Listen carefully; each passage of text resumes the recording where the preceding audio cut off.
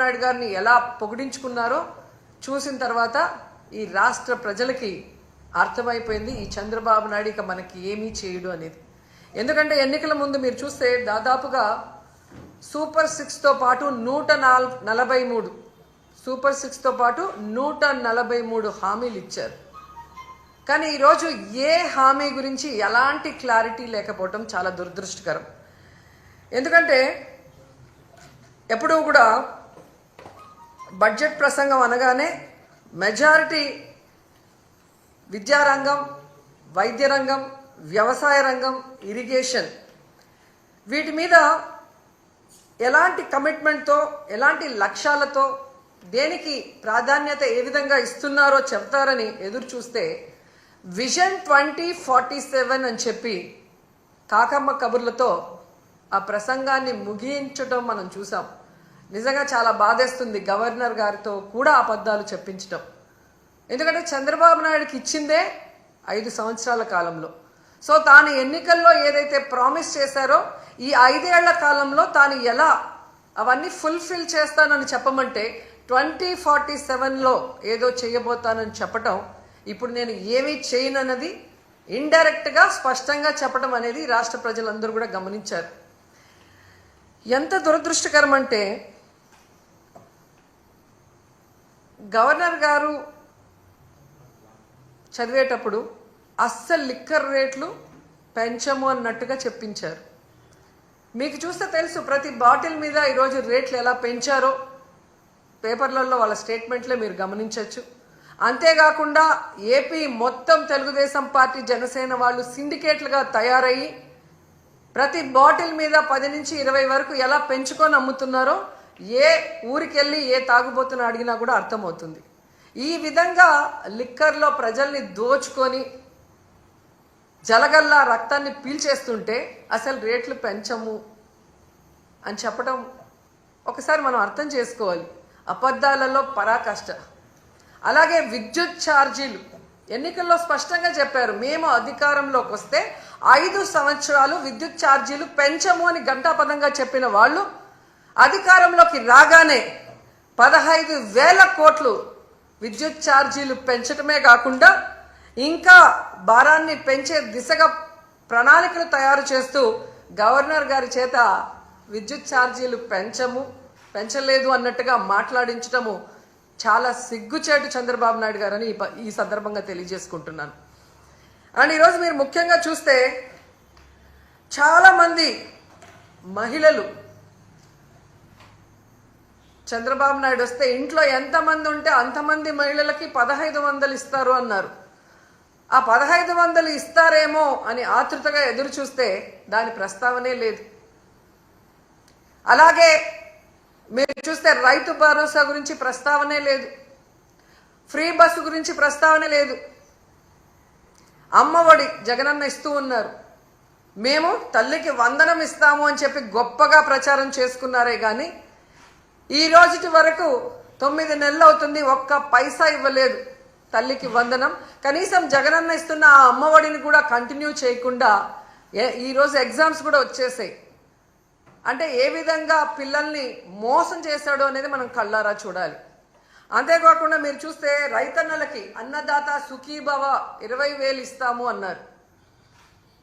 వాళ్ళకి అలాగే చంద్రబాబు నాయుడు కరువు కవుల పిల్లలు అంటారు. ఆయన రాగానే ఎలా కరువు వచ్చి అందరూ అల్లాడిపోతున్నారో మనం చూస్తున్నాం. గిట్టుబాటు ధర లేదు, అలాగే పెట్టుబడి సహాయం లేకపోతే ఆ రైతులు ఏమవ్వాలి? కనీసం గవర్నర్ గారి ప్రసంగంలో రైతు భరోసా ఇస్తాము అన్న భరోసా కూడా ఇవ్వకుండా చేశారు అంటే రైతన్నలు ఏ విధంగా మోసం చేస్తున్నారో మనం కళ్ళారా చూస్తున్నాం. ముఖ్యంగా విద్యార్థులు, ఈరోజు విద్యార్థులు అమ్మఒడి లేకుండా ఇబ్బంది పడుతుంటే చదువుకున్న పిల్లలకి ఉద్యోగాలు ఇస్తాం లేదా నిరుద్యోగ భృతి 3,000 ఇస్తామని చెప్పి మోసం చేసి అధికారంలోకి వచ్చాక ఈరోజు మీరు చూస్తే ఏ విధంగా వాళ్ళందరికీ కాంట్రాక్ట్ ఉద్యోగాలు కానీ అలాగే అవుట్సోర్సింగ్ ఉద్యోగాల్ని ఎలా తీసేస్తున్నారో, ఉన్న వాళ్ళని వాలంటీర్స్ని ఎలా తీసేశారో మనం చూస్తున్నాం. ఉద్యోగం ఇస్తా లేదా నిరుద్యోగ భృతి ఇస్తామన్న పెద్ద మనుషులు ఉద్యోగాలు ఇవ్వలేదు, నిరుద్యోగ భృతి ఇవ్వలేదు. 9 నెలలు అవుతున్నా. కానీ ఆల్రెడీ ఉన్న అవుట్సోర్సింగ్ ఎంప్లాయీస్ని, అలాగే కాంట్రాక్ట్ ఎంప్లాయీస్ని, వాలంటీర్స్ని, లక్షలాది మందిని తీసేసి వాళ్ళ కడుపు ఎలా కొట్టారో ఈరోజు అందరూ కూడా గమనించాలని కూడా ఈ సందర్భంగా తెలియజేసుకుంటున్నాను. ముఖ్యంగా ఉద్యోగస్తులు చంద్రబాబు నాయుడు వస్తే ఏదో చేసేస్తాడు అని దేవుడు లాంటి జగనన్నని ఈరోజు ఓడించడానికి కంకణం కట్టుకున్నారే. మరి 9 నెలలు అవుతుంది. ఈరోజు మీకు డిఏ లేదు, ఐఆర్ లేదు, కనీసం పిఆర్సీ కూడా లేదు. చంద్రబాబు నాయుడు అబద్ధాలు చెబితే చాలా కమ్మగా ఉంటాయి, నమ్మి ఓటేశారు. పోనీ మొదటిసారి ముఖ్యమంత్రి కాదు కదా చంద్రబాబు నాయుడు. గతంలో 3 సార్లు ముఖ్యమంత్రిగా చేసినప్పుడే ఇచ్చిన వాగ్దానం ఏ రోజు నెరవేర్చడు, అన్ని వర్గాల వారిని ఎలా అవమానించి మోసం చేస్తాడో తెలిసి కూడా మళ్ళీ ఆయన్ని నమ్మి ఓటేసిన మిమ్మల్ని చూస్తే నాకు జాలేస్తుందని కూడా ఈ సందర్భంగా తెలియజేసుకుంటున్నాను. ఎందుకంటే ఏదైనా చెయ్యగలిగితే అది జగనన్న చేస్తాడు, జగనన్న చేయలేకపోతే ఏ ముఖ్యమంత్రి చేయలేడు అని అనేక ప్రెస్ మీట్లో నేను చెప్పడం జరిగింది. ఎందుకంటే జగనన్న మనసున్న నాయకుడు. ప్రతి మనిషికి మంచి జరుగుతుంది అంటే ఎంత దూరమైనా చేయటానికి ముందుకు వెళ్ళే వ్యక్తి.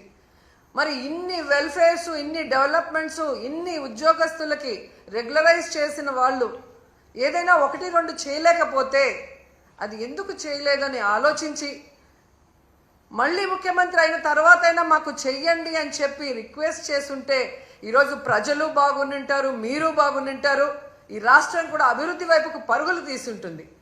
కానీ ఈరోజు ప్రజలు నాశనం అయిపోతున్నారు, రాష్ట్రం నష్టపోతుంది, ఉద్యోగస్తులు నష్టపోతున్నారు. ఈ విషయం ఇప్పటికైనా గమనించాలని ప్రతి ఒక్కరిని కూడా కోరుకుంటున్నాను.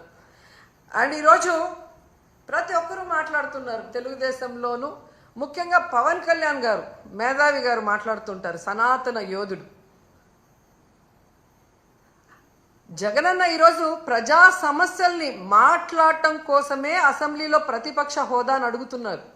ఎందుకంటే ఒక ప్రతిపక్ష హోదా ఉన్నప్పుడు ఇంత సమయం అని ప్రతిపక్ష పార్టీకి కేటాయిస్తారు. కాబట్టి ఈ రాష్ట్రంలో ఉన్న ప్రజల కష్టాల్ని, వాళ్ళు ఏదైతే ఎదురు చూస్తున్నారో వాటిని ప్రభుత్వం దృష్టికి తీసుకురావటం కోసం ఈరోజు అన్న అడుగుతూ ఉంటే వంకర టింకర్గా మాట్లాడతాడు పవన్ కళ్యాణ్ గారు.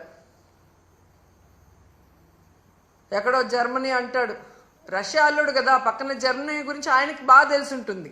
కానీ ఆంధ్రప్రదేశ్లో ఏం జరుగుతుందో ఆయనకు తెలియకపోవడం మాకు బాధాకరం.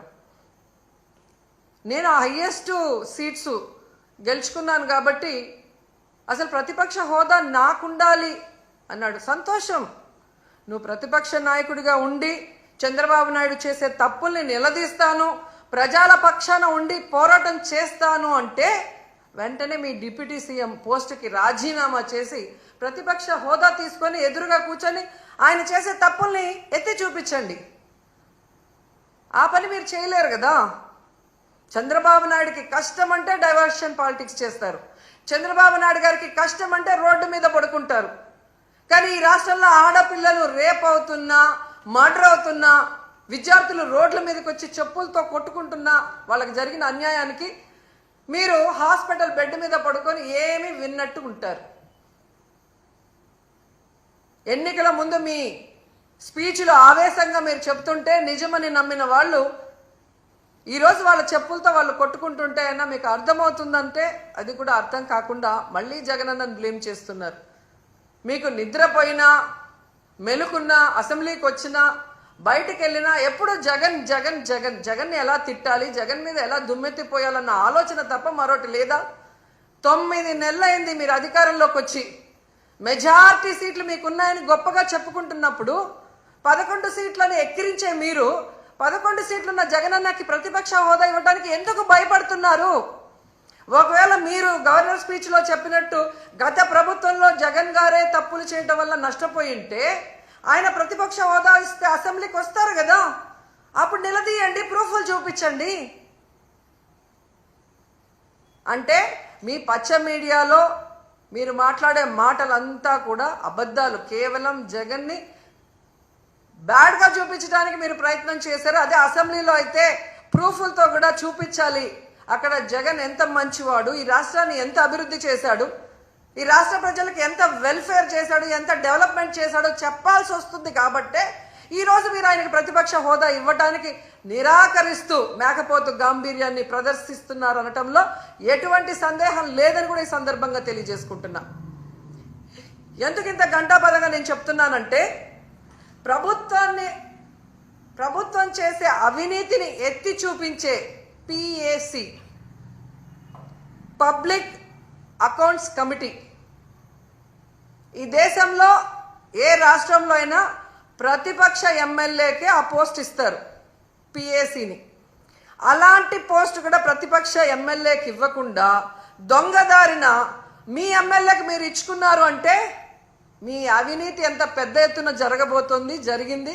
అది బయట రాకుండా ఉండటం కోసం దొంగదారిలో మీ ఎమ్మెల్యేని, పిఏసి చైర్మన్ని మీరు ఎలా చేసుకున్నారో అందరూ కూడా గమనిస్తున్నారన్న విషయాన్ని తెలుసుకోండి. ఎందుకంటే దేశంలో ఏ రాష్ట్రంలో లేనటువంటి విధంగా ఈరోజు ఈ పిఏసి చైర్మన్ని మీరు తీసుకోవటం అనేది చూస్తుంటే, గతంలో ఎక్కడో విన్నాను తాలిబన్ల పాలనలో మాత్రమే ఇలా జరిగిందని, తర్వాత నారా చంద్రబాబు నాయుడు గారి పరిపాలనలోనే ఇలా జరిగింది అనేది చరిత్రలో చరిత్రహీనుడిగా మీరు నిలిచిపోతున్నారని కూడా ఈ సందర్భంగా తెలియజేసుకుంటున్నా. అండ్ ముఖ్యంగా మీరు చూస్తే ఎంత విచిత్రం అంటే, అసెంబ్లీకి TV9 రాకూడదంట, NTV రాకూడదంట, 10TV రాకూడదంట, సాక్షి రాకూడదంట. వీళ్ళకి భజన చేసే భజన పచ్చ ఛానళ్ళు మాత్రమే అసెంబ్లీకి రావాలి అనుకుంటున్నారు అంటే, వీళ్ళ మీడియాలో వీళ్ళు వండి వార్చిన అబద్ధాలనే అందరూ చెప్పాలి, లేదంటే రానివ్వము అని వీళ్ళ రెడ్ బుక్ రాజ్యాంగం ఈరోజు మనకి స్పష్టంగా కనిపిస్తుంది. అంటే వీళ్ళు చేసే అవినీతి ప్రజల దృష్టికే పోకూడదు అని ఛానళ్ళని కూడా బ్యాన్ చేసే విధంగా ఈ రెడ్ బుక్ రాజ్యాంగంలో చూస్తుంటే, అసలు ఈ రాష్ట్రంలో వీళ్ళని చేసే తప్పుల్ని ఎవరు కూడా ఎత్తి చూపించకూడదు, చూపించే వాళ్ళు ఎవరిని కూడా మేము సహించమనేది స్పష్టంగా అర్థమవుతుంది. ప్రతిపక్ష హోదా జగనన్నకి ఇవ్వరు, పిఏసి చైర్మన్ ప్రతిపక్ష ఎమ్మెల్యేకి ఇవ్వరు, వీళ్ళు చేసే తప్పుల్ని ఎత్తి చూపించే ఛానళ్ళని అసెంబ్లీలోకి రానివ్వరు, గవర్నర్ గారితో కూడా అబద్ధాలు చెప్పిస్తారు. అంటే వీళ్ళ చైర్మన్, వీళ్ళ డిప్యూటీ చైర్మన్, వీళ్ళే సీఎం, వీళ్ళే డిప్యూటీ సీఎం, అంతా వీళ్ళ భజన బ్యాచ్ పచ్చ ఛానల్.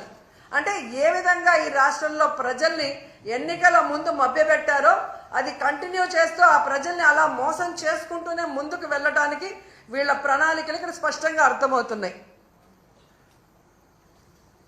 నిన్న ఎంత బాధేసిందంటే, పాపం పిల్లలు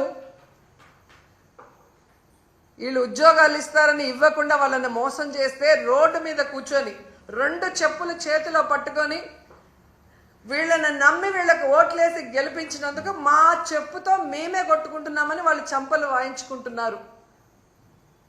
కనీసం వాళ్ళ గోడు చూడటానికి కూడా లోకేష్ గారు ఇక్కడ లేరు. దుబాయ్లో పాకిస్తాన్ ఇండియా క్రికెట్ కూలింగ్ గ్లాసులు వేసుకొని కలర్ఫుల్గా చూస్తున్నాడు. అంటే వీళ్ళకి ప్రజలంటే గౌరవం లేదు, ప్రజలంటే అభిమానం లేదు. రైతులైనా, విద్యార్థులైనా, మహిళలైనా ఎవరినైనా అవలీలగా మోసం చేసేస్తాం, ఎవడు మమ్మల్ని అడగడు అన్న విధంగా ముందుకు వెళ్తున్నారు. వీళ్ళకి ఒక్కటే సూటిగా చెప్తున్నాను, నిజంగా మీకు దమ్ము ధైర్యం ఉంటే, మీరు ప్రజలకి మంచి చేస్తున్నాం, మా మీద ఊరికే దుమ్మెత్తి పోస్తున్నారు అని నిరూపించుకోవాలనుకుంటే జగనన్నకి ప్రతిపక్ష హోదా ఇచ్చి చూడండి. జగనన్న అసెంబ్లీకి వస్తారు. గత ప్రభుత్వంలో జగనన్న ఏం హామీలు ఇచ్చారు, ఏం నెరవేర్చారు, ఈ రాష్ట్రాన్ని ఎలా అభివృద్ధి వైపుకు నడిపించారు, ఈరోజు మీరు ఎన్నికల్లో ఏం హామీ ఇచ్చారు, ఈ 9 నెలల కాలంలో 1,00,000 కోట్లకు పైగా ఎలా అప్పులు చేసి రాష్ట్రాన్ని అప్పుల్లో ముంచేస్తూ ప్రజలకి ఒక్క హామీని కూడా నెరవేర్చకుండా ఇంకా అప్పులు కావాలని ఎలా ప్రయత్నాలు చేస్తున్నారు, ప్రజల్ని ఎట్లా మోసం చేస్తున్నారు అనేది ప్రజలకు తెలిసేలాగా మాట్లాడతారు. లేదు మేము జగన్ని రానివ్వము అంటే మేము ప్రజల మధ్యకు వెళ్ళి ప్రజలతో కలిసి పోరాటం చేసి మీ అవినీతిని, మీ తప్పుల్ని ఎండగట్టి, మీ మెడలు వంచి ప్రజలతోనే మిమ్మల్ని తరిమి కొట్టిస్తామని కూడా ఈ సందర్భంగా తెలియజేసుకుంటున్నాం.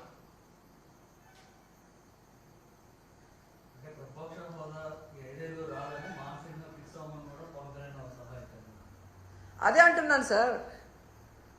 ఇప్పుడు జగన్ గారికి 11 సీట్లే ఉన్నాయి అని హేళన చేసే వాళ్ళకి, జగన్ అసెంబ్లీకి వస్తే ప్రతిపక్ష హోదాలో కూర్చుంటే మీకు పోయేదేముంది? ఆయన కన్నా మీరు బాగా పరిపాలించినప్పుడు, ఆయన పరిపాలన చేయలేదు అని మీరు చెప్తున్నది నిజమైనప్పుడు, ఎక్కడైనా ప్రతిపక్షం లేని అసెంబ్లీ ఉందా ఈ దేశంలో? ఒక్క ఆంధ్రప్రదేశ్లోనే. గతంలో జగనన్న అనుకునింటే చంద్రబాబు నాయుడు ప్రతిపక్ష హోదా లేకుండా చేసుండొచ్చు. కానీ ప్రజాస్వామ్యాన్ని గౌరవించే వ్యక్తిగా జగనన్న ఆ రోజు చంద్రబాబు నాయుడిని ప్రతిపక్ష హోదాతో కంటిన్యూ చేశారు. వీళ్ళు చేసే నీతిమాలిన రాజకీయాలు ఆ రోజు చేసుంటే ఆయనకి ప్రతిపక్ష హోదా ఉండేది కాదు. ఎందుకంటే ఏ రాష్ట్రంలో అయినా ఒక ప్రతిపక్ష పార్టీ ఉండాలి.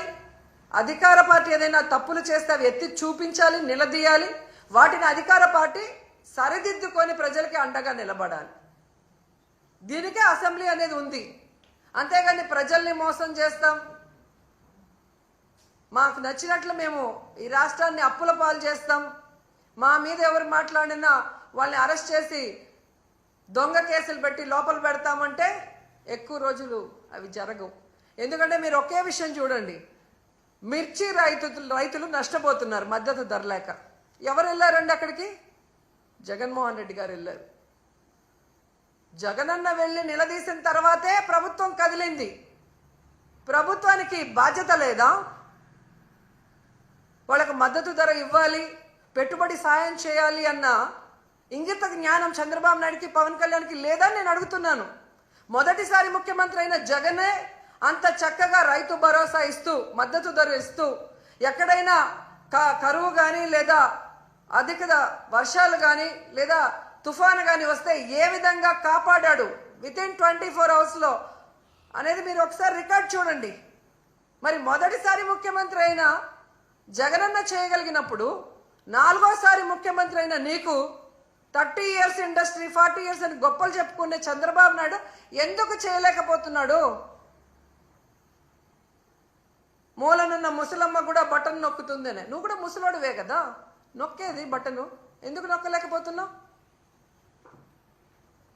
జగనన్నని హేళనగా మాట్లాడటం కాదు, జగనన్నలాగా 1 సంవత్సరం పరిపాలించి చూడు, తెలుస్తుంది.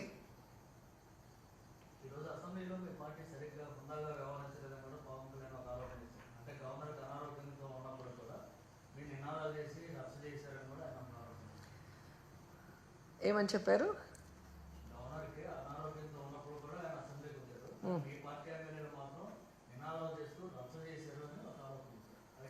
హుందాతనం గురించి పవన్ కళ్యాణ్ మాట్లాడటం కామెడీగా ఉంది నాకు. ఎందుకంటే ఒక సినిమా ఇండస్ట్రీలో పవర్ స్టార్గా ఉన్నప్పుడు అది వదులుకొని పాలిటిక్స్కి వస్తే సర్వీస్ చేస్తారని ప్రజలు నమ్ముతారు. కానీ ఏ రోజుకి ఆ రోజు, ఏ ఎండకు ఆ గొడుగు పట్టుకుంటూ తన స్వలాభాన్ని చూసుకుంటూ ప్రజల్ని గాలి కొదిలేయటం ఈ రాష్ట్ర ప్రజలు ఆయన పార్టీ పెట్టిన రోజు నుంచి గమనిస్తున్నారు. ఈ రాష్ట్ర ప్రజలకు కానీ, నీ పార్టీ నాయకులకు కానీ, మీ కులం వాళ్ళకు కానీ మీరు ఏం చేశారని చెప్పండి. ఒక్కసారి మీరు ఎలక్షన్లో మాట్లాడిన వీడియోని ప్లే చేసుకోండి. దాంట్లో ఇచ్చిన ఒక్కటైనా ఈరోజు మీరు చేస్తున్నారో మీరు చూడండి. రౌడీల్లాగా అరిచేది మీరు, హుందాతనం లేకుండా జగనన్నని ఏది పడితే అది మాట్లాడేది మీరు. మళ్ళీ మాకు మీరు నీతులు చెప్తా అంటే ఎంతవరకు కరెక్టు? ఈరోజు గవర్నర్ గారి మీద గౌరవం ఉంది కాబట్టి జగనన్న అసెంబ్లీకి వచ్చారు, వచ్చి వినేసి బయటకు వచ్చాం. మీరు ప్రతిపక్ష హోదా ఇస్తే వచ్చి మీరు ఏం తప్పులు చేస్తున్నారు, మీరు ఏ హామీలు ఎక్కొట్టి ప్రజల్ని మోసం చేస్తున్నారో క్లియర్గా చెప్తారు. జగనన్న చెప్పేది తప్పంటే మీకు టైం ఎక్కువ ఇస్తారు కదా, అప్పుడు నిరూపించుకోండి.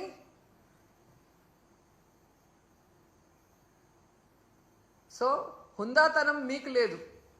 మీకు చంద్రబాబు నాయుడికి హుందాతనం ఉంటే ఈరోజు గౌరవంగా ప్రతిపక్ష హోదా ఇచ్చి లోపలికి పిలిపించుకొని ఈ రాష్ట్ర ప్రజలు గురించి మాట్లాడాలి. అసెంబ్లీ ఇన్ని కోట్లు ఖర్చు పెట్టి ఎందుకు మనం నడిపిస్తున్నాం?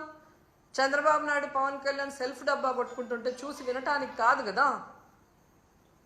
ప్రజల వాళ్ళ కష్ట సుఖాలో లేదా వాళ్ళ ప్రాంతానికి కావాల్సినవో అసెంబ్లీలో చర్చించడానికి వాళ్ళు ఒక రిప్రజెంటేటివ్గా ఎమ్మెల్యేని పంపిస్తారు.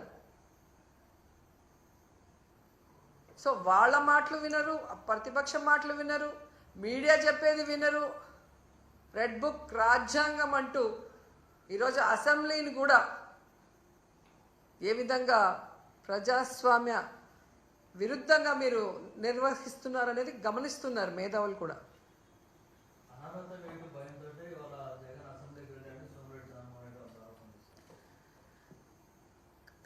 జగనన్న ఎప్పుడో చెప్పాడు, మీ వల్ల ఏమైతే అది చేసుకోండి అన్నాడు. ఇంకా అంతకన్నా ఏం చెప్పాలి? మీ వల్ల ఏమైతే అది చేసుకోండి అని చెప్పాడు కదా.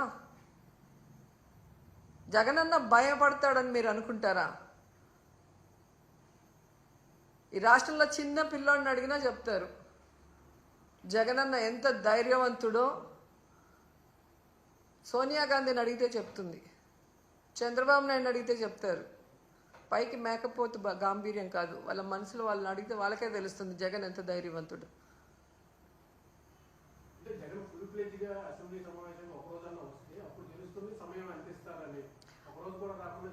ఆల్రెడీ ప్రతిపక్ష నాయకుడిగా 67 మంది ఎమ్మెల్యేలతో మేమందరం కూడా ఉన్నాం. అప్పుడు వెళ్తే కనీసం 67 మంది ఉన్న బలమైన అపోజిషన్ లీడర్కే వాళ్ళు మైకులు ఇవ్వకుండా ఎన్ని రోజులు ఎలా ఏడిపించారో మీ అందరూ కూడా ఆ వీడియోలు చూస్తే మీకే అర్థమవుతుంది. అలాంటిది ఈరోజు ప్రతిపక్ష హోదా లేకపోతే ఏ విధంగా సమయం ఇస్తారని మీరు అనుకుంటున్నారు? అందుకని అది అడుగుతున్నారు తప్ప అదేదో సరదా కోసం కాదు. ప్రతిపక్ష హోదా అనేది ఒక బాధ్యత కోసం అడుగుతున్నాడు. ఆ బాధ్యత పవన్ కళ్యాణ్ అనుకుంటే ఆయన డిప్యూటీ సీఎంకి రాజీనామా ఇచ్చి ప్రతిపక్ష హోదా తీసుకొని మాట్లాడమను, వాళ్ళు చేసే తప్పుల్ని ప్రశ్నించమను. ఆ పిఎస్సి చైర్మన్ని రిజైన్ చేసి అపోజిషన్ ఎమ్మెల్యేకి ఇమ్మను. వాళ్ళు చేసే అవినీతి ఏంటి అని ప్రూవ్ చేయడానికి రెడీగా ఉన్నారు కదా. ఈ దేశంలో ఏ రాష్ట్రంలో అయినా అపోజిషన్ ఎమ్మెల్యేకి ఎందుకు ఇస్తారు? వాళ్ళు నిష్పక్షపాతంగా గవర్నమెంట్ చేసే తప్పుల్ని ఎత్తి చూపిస్తారు కాబట్టి. అది కూడా మీరు దొంగదారిలో మాట్లాడుతున్నారు. ప్రెస్ని నోరు మూయిచ్చేస్తారు. గవర్నర్ గారి చేత కూడా అబద్ధాలు మాట్లాడిస్తారు.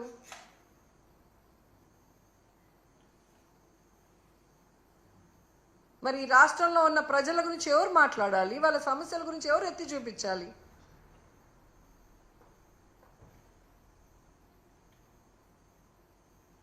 Thank you.